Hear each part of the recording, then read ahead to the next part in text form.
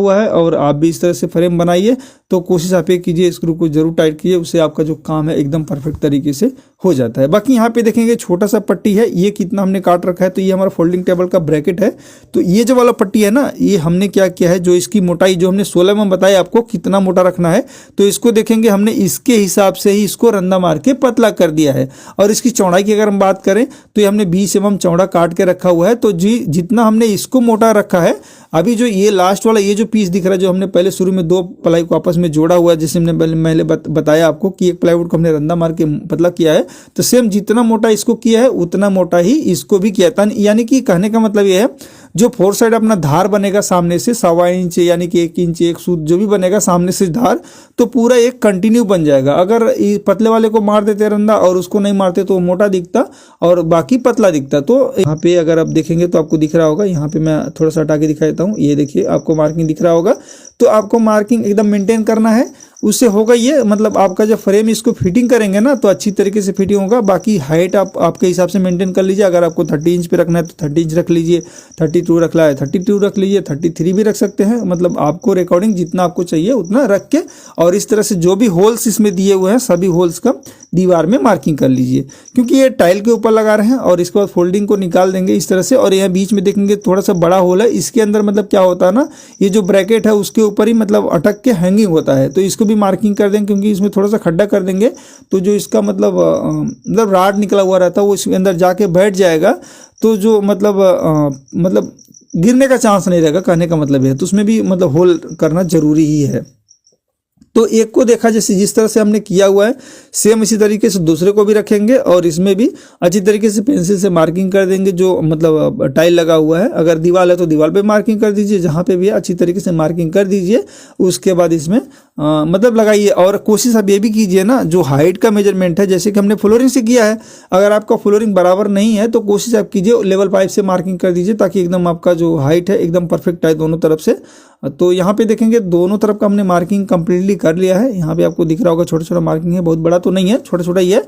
तो आपको इस तरह से मार्किंग को कर लेना है। उसके बाद जैसे आपका दीवार है तो डायरेक्ट हैमर से भी कर सकते हैं, कोई दिक्कत नहीं है। अगर यहाँ पे देखेंगे ये टाइल है, अगर डायरेक्ट हैमर से करेंगे दोस्तों तो हो सकता है कि जो टाइल है वो ब्रेक हो जाए, तो उससे क्या होगा, अपना काम है ना परफेक्ट नहीं होगा, दिखने में थोड़ा भी अच्छा नहीं दिखेगा। तो आप जैसे यहाँ पे देखेंगे ग्राइंडर मशीन है, और ग्राइंडर मशीन में पत्थर में टाइल में होल करने के लिए एक अच्छा सा बीट आता है, उस बीट से अगर आप करेंगे तो जो आपका टाइल है ना थोड़ा भी ब्रेक नहीं होगा और काम एकदम आपका परफेक्ट होगा। बस आपको क्या मतलब ध्यान यही देना है, अगर ग्राइंडर मशीन से इस तरह से होल लगाते हैं तो थोड़ा ध्यान से करना पड़ता है, क्योंकि इसके ऊपर रखने के बाद इधर उधर फिसलने लगता है, तो थोड़ा सा आपको एक्सपीरियंस का भी जरूरत पड़ेगा। तो अगर इस तरह से आप होल करेंगे तो एकदम मतलब काम आपका परफेक्ट होगा और आपको कभी भी शिकायत देखने को नहीं मिलेगा। दोस्तों मैं कभी भी कोशिश करता हूं, मैं जो कुछ भी बताऊं अपने कारपेंटर भाइयों को, जो नए कारपेंटर है, जो मीडियम कारपेंटर है, जो भी कुछ बताऊं एकदम परफेक्ट तरीके से बताऊं और अच्छी जानकारी दूं, ताकि उनसे भी काम जो हो एकदम अच्छा हो। इसीलिए मैं बार बार बोलता हूं आप लोगों को कि मेरा वीडियो थोड़ा भी अच्छा लगता है तो वीडियो को लाइक करके हमारे इस चैनल को सब्सक्राइब कर लीजिए, क्योंकि इस चैनल को अगर सब्सक्राइब करेंगे तो जितना भी जानकारी मेरे अंदर है, जो भी मैंने आज तक कुछ सीखा है, वो सभी जानकारी दोस्तों आप लोगों के साथ शेयर करूंगा और आप लोग भी कुछ उससे सीख पाएंगे। तो यहाँ पे देखेंगे दोस्तों जितने सारे होल्स हैं, हमने सभी होल्स को कंप्लीटली मतलब अच्छी तरीके से पूरा फाइनल कर लिया है।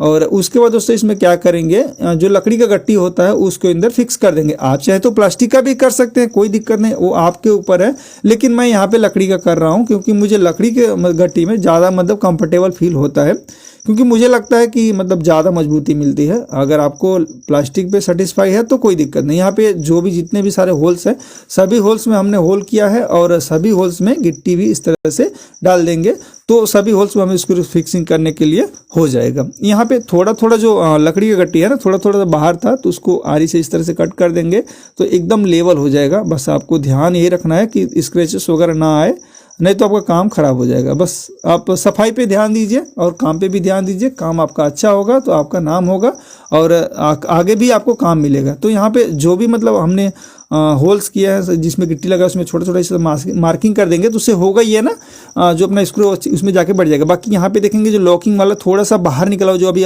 मैंने आपको दिखाया कि एक बड़ा सा होल है लॉकिंग वाला, उसको भी आपको कर लेंगे तो क्या होगा, ये जो लॉकिंग वाला छोटा सा बाहर निकला था अभी आपने जो देखा है वो उसके अंदर जाके बैठ जाएगा, तो कभी मतलब गिरने का चांस नहीं रहेगा। इसीलिए हमने उस होल को भी किया है ताकि जो आपका अपना काम है एकदम परफेक्ट तरीके से हो जाए। यहाँ पे देखेंगे इसमें आपको ये करना है कि जितने भी सारे स्क्रू दिए हैं सभी होल्स में स्क्रू को टाइट कीजिए अच्छे से, क्योंकि इसके ऊपर बेट भी रखा जा सकता है। बेट मतलब अगर आप परफेक्ट तरीके से फिटिंग करेंगे तो कितना भी वेट रखा जाएगा, काम गड़बड़ नहीं होगा, तो आपको कभी कंप्लेन देखने को नहीं मिलेगा।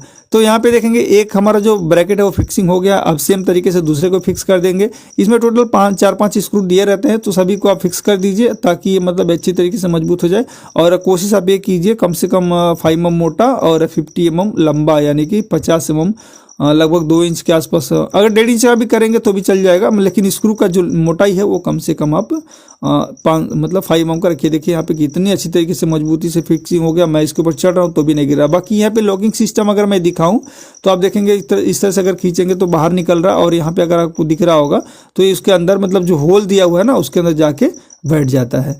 बाकी यहाँ पे फिक्सिंग करने के बाद साइड में देखेंगे, साइड में भी इसमें होल दिया हुआ है। आप यहाँ दोनों तरफ अगर देखेंगे तो दोनों तरफ भी होल मतलब दिया हुआ है। तो ये क्यों दिया हुआ है, जो अपना फ्रेम बना है, अब ये फ्रेम का मैंने जिस बताया था आपको साइज कितना रखना है, तो ये जितना चौड़ा है ये साइड से उतना ही आपको ये जगह को रखना है। बाकी ये जो सामने वाला हमने पट्टी मतलब लगाया है वो 20 mm चौड़ा रखा है, और जो अंदर का साइज है जो फ्रेम का जो मतलब लोहे का फ्रेम हमको जो चौड़ाई मिला है उसके हिसाब से हमने उसकी चौड़ाई को रखा हुआ है। तो आप फ्रेम बनाते हो इस बात का ध्यान दे लीजिए, और इसी के हिसाब से आपको फ्रेम को बनाना है। इसीलिए मैं आपको बार बार बोलता हूं कि वीडियो पूरा देखिए, ध्यान से देखिए, ताकि आपका कोई भी जो पार्ट है वो इसकी मिस ना हो, और आप जो जानकारी मतलब ले रहे हैं वो पूरी मिले आपको, मतलब जो जानकारी एकदम परफेक्ट मिले, पूरी मिले। तो यहाँ पे इस तरह से फ्रेम को रखेंगे और अंदर की तरफ से इसमें स्क्रू लगा देंगे तो ये फ्रेम हमारा इसके अंदर फिट हो जाएगा।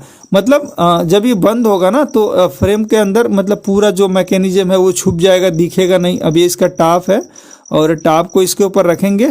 टॉप को मतलब एकदम मतलब जो दीवार है उसमें टच कर लेना है, और नीचे से मतलब होल्स दिया हुआ है इसमें स्क्रू फिक्सिंग करने के लिए।